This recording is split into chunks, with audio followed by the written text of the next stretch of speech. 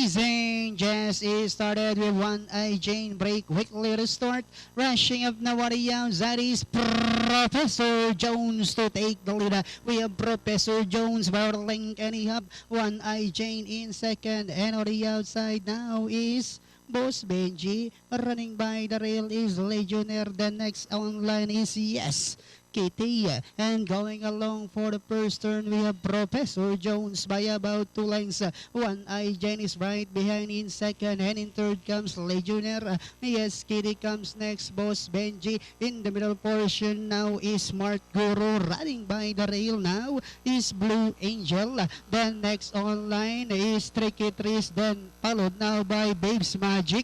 Within reach, racing second less, while My Champ is racing in less.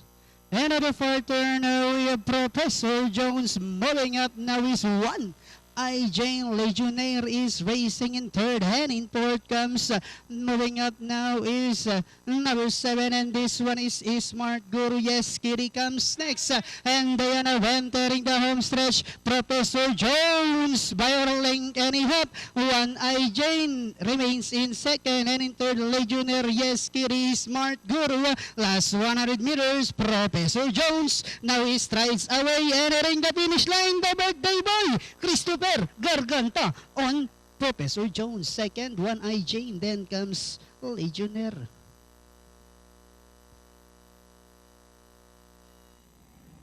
For our race number 6, yung karerista ang ating unofficial winner. Yan po yung numero 12, si Professor Jones. Nirendahan ni CV Garganta, the favorite for this race.